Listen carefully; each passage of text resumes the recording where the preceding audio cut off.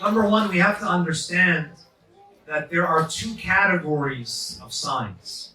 We have al-alamatul khassa, specific signs that speak about the occurrence of specific events.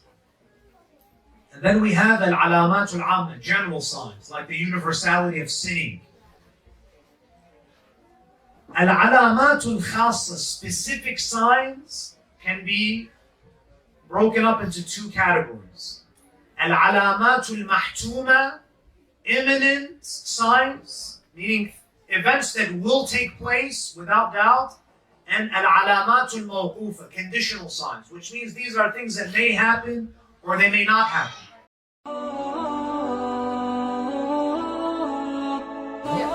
So very briefly, the brother is asking about the signs of the Imam's reappearance, and this is a topic of great interest to many people. Number one, we have to understand that there are two categories of signs. We have al-alamatul khassa, specific signs that speak about the occurrence of specific events. And then we have al-alamatul amma, general signs, like the universality of sinning. Al-alamatul khassa, specific signs, can be broken up into two categories. Al-alamatul mahtuma, imminent signs, meaning events that will take place without doubt, and al-alamatul mawqufa, conditional signs, which means these are things that may happen or they may not happen. The majority of the ahadith that maybe you are exposed to that speak about, certain individuals are going to come to power, certain events that are going to take place, most of them are conditional. They may happen, they may not happen. There are four signs, specific signs, that are known as al-alamatul mahtuma, imminent signs, meaning there's a consensus among the ulama that these will take place before the advent of the Imam. Very quickly. Number one is an-nida, the heavenly call. Ahadith tell us that the Imam alayhi salam will make a gradual reappearance, meaning the Imam is not just going to appear on CNN and say, I am here now. The Imam is not going to reappear that. The ahadith say the Imam will first reveal himself to a small number of the 313. The Imams are strategic planners. The Imam is not going to just appear, guns a-blazing. It's going to be a gradual reappearance. He's going to reveal himself to a select few. They will then spread the word that the Imam has reappeared to certain key individuals throughout the Muslim world, perhaps. Then the Imam alayhi salam will make a public declaration. So he will appear privately to certain individuals. They will pave the way. They will start informing individuals that the Imam has made contact, he has reappeared. Then, between Maqam Ibrahim and the Kaaba, the Imam will publicly announce. There will be a call, a heavenly call. لَقَدْ ظَهَرَ مَهْدِيُّ هَذِهِ الْأُمَّةِ. The Mahdi has reappeared. The traditions say it will be a heavenly call. What is meant by heavenly call? We don't know. People around the world in all languages will hear this call. Perhaps there are certain superpowers that will say, this is an Iranian, conspiracy. We don't know how the world is going to respond. And the Imam is going to reappear. It's going to be a gradual duhul. So some hadith say this will happen on Friday, the private reappearance, and then the public reappearance, the announcement, according to some traditions, will take place, some hadith say, Saturday on the 10th of Muharram. There will be a year where the 10th of Ashura will fall upon a Saturday, and the Imam, between Maqam Ibrahim and the Kaaba, that announcement will be made. Number one. Number two, Khuruj Sufyani, the advent of Sufyani. Who is Sufyani?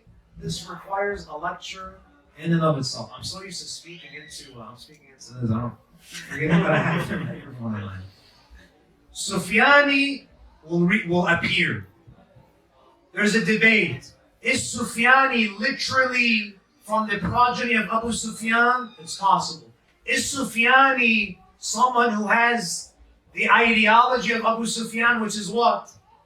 I will pretend to be Muslim because it serves my own personal agenda. Sufyani, according to some reports, will have a very sophisticated army. They will conquer many regions of the Middle East. You know, when Daesh appeared, everyone was saying that this is Sufyani. If you read the descriptions of Sufyani and his army, Daesh is a mosquito compared to the military sophistication of Sufyani. It seems that Sufyani will probably be supported by certain superpowers, Allahu A'lam. 15 months before the Zuhur of the Imam, Sufyani will make an advent. Again, we can't say anything with 100% certainty, but these are the descriptions that are given. Now, so this will happen 15 months before the Zuhur of the Imam. So this is number 2. Number 3. Number 3, so this shows us that when the Imam reappears, there will be at least an attempt to have a military confrontation. Sufyani will mobilize his army towards Mecca, where the Imam will be, or Medina. And if you're looking at this confrontation from a material lens, you will think that Sufyani will crush Mahdi. Because if you look at the numbers, outnumbered, this Sufyani is backed by certain superpowers, it's going to be imminent defeat. But the third sign will take place. Sometimes when we look at an equation, we forget the most important element of that equation is Allah. When Fir'aun was at the height of his power, Allah drowned him in the Red Sea. When Saddam was at the height of his power, he was pulled out of a rat hole. The third imminent sign is what? Al-Khasfu bil-Bayda. The earth will swallow Sufyani and his entire army. Meaning what? It seems that there will be some type of natural disaster that will obliterate this army. Sign number 4 and 5 is Khuruj al-Yamani, and number 5 is Khuruj al-Khurasani. Yamani and Khurasani, there are many, those who speculate that there are certain individuals. Again, we don't know who these individuals are. The point is, these two camps, these two powers, are supporters of the Imam. The ahadith say Yamani and Khurasani and the 12th Imam, they will appear in the same year, on the same day, in the same year, in the same month, on the same day. The 12th Imam will find support in the army of Yamani and Khurasani. So you find that there are individuals during the time of Ghaiba who are actively waiting for the Imam. The infrastructure is already built for him, meaning they're not just sitting on their hands and just waiting for the Imam. They're actually building institutions that will serve the Imam. The Imam ﷺ is establishing a global government. He needs professionals. He needs pious professionals. He needs pious doctors, pious engineers, pious policymakers, right? He needs people who are professional and pious, which is unfortunately a very rare combination. And then the final, I think I conflated Khurasani and Yaman. The 5th is Atlun Nafsu Zakiyya. 15 days before the Zuhur of the Imam, the ahadith say a pure soul will be slaughtered between Maqam Ibrahim and the Kaaba. In front of the Kaaba, someone, we don't know, the identity of this person is not revealed. Nafsu Zakiyya, the ahadith say, a pure soul, a very noble individual, will be slaughtered mercilessly in front of the Kaaba. 15 days after that, the 12th Imam will reappear. So these are al-alamat al-mahtuma, the imminent signs of the reappearance. Does it say anything about Israel? Does it say anything about Israel? Yeah. Off the top of my head, I can't think of anything specifically that mentions it.